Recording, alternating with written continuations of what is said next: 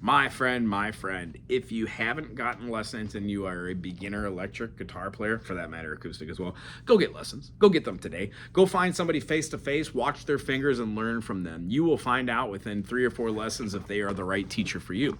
I have had students that have lasted with me for like 2.5 years. My longest student, I think, was like 3.5 years. And honestly, that's all the information. At that point, you just become music buddies.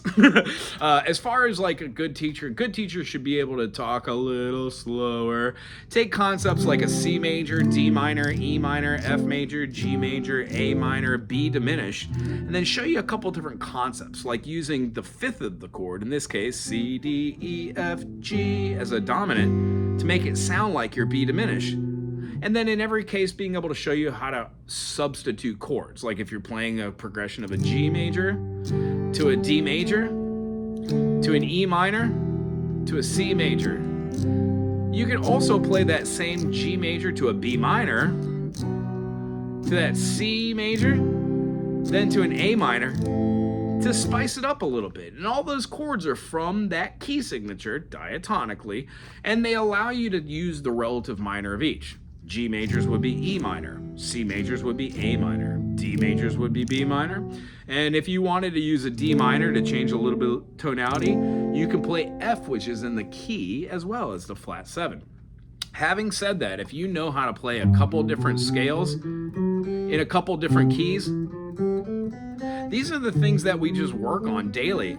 These are the practice exercises that we use to go from this location, this way, to staying in the pocket at this location, and then moving up forward with all 3 of these different types of scale techniques. 3 patterns which involve a whole step, that's one pattern.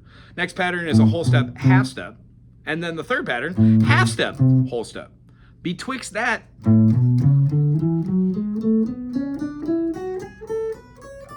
these are all, it's everything on the guitar.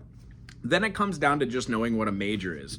When we manipulate anything in the major, like putting a minor 7th rather than a major 7th, we get a chord. That's an A7. You can play it in a multitude of different ways all over this whole instrument. The idea is once you see A7 or A dominant 7 here, being able to be an A7 here, or moving that up to having an A7 here, you'll go, oh, that looks exactly like a D7. What happens with the teachers, they teach you how to have fretboard recognition, note naming, like an F, F, B flat, E flat, E flat, A flat, A flat. And if you follow that progression, you will get really good at being able to know where your octaves are. And then all the notes that are in between those. Don't plateau at just major scales and then minor pentatonic. Please go get lessons so you can see all the variations that are in between. Learn pattern recognition so you can start doing some pretty cool stuff. And then use those hammer-ons, those pull-offs, those slides, and then those bends to do some pretty cool things. And here's why I tell you. I teach professionally. For what that's worth, I've got 30 students right now, and for the last 3 years, I have had 30 students that fill every single waking moment from 7 o'clock to 7 o'clock, and I'm super grateful. And the idea is, I will never learn enough about music.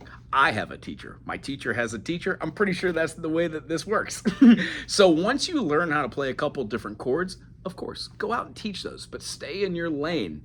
Have fun teaching music to your friends, join a band, but have an instructor, whether that's just some of these YouTube channels by asking questions. Some of the creators like myself take the time to answer questions, so if you have them, show up for their live things, interact with the community, and become part of that. There is a plethora of music, plethora of musicians, and a plethora of different ways of going about it, but there's one thing that resoundingly stays the same. If you do not go get lessons, you will stay pigeonholed into your own sound.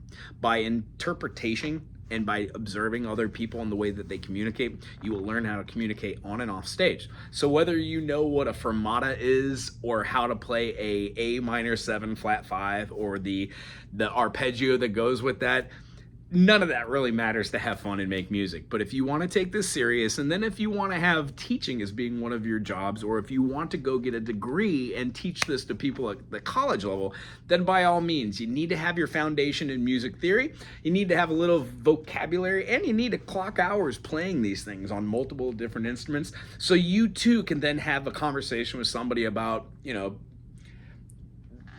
the romantic era and then chord analyzation and how melodies work. And if that's your bag, awesome. If you can stack up 2,000 or 3,000 songs, or 80,000 songs, that's great. If you can play them, play gigs, and provide music for people. But if you want to take your music to a next level on any level where you are, whether you think you're advanced or you think you're a beginner, go and get lessons. And if you find yourself plateauing on an instrument, go get lessons on an instrument you don't play. Like if you are a sick bassist, go get a harmonica and see if you can blow on that thing for a while. The idea is music is universal. When learning on one instrument and with one person, you will have instances which will teach you to learn on your own. The most important thing about playing music and taking it to the next level is getting a teacher and learning the art of practicing. I always say to my students, practice the practice of practicing. Thank you, Zappa. Anywho, I hope you enjoyed this video. If you made it this far, put 3 thumbs up and a rainbow in the comment section. If you do, subscribe. Be awesome. Put some comments in there and interact with the music community that we're forming here. Thanks so much. Aloha.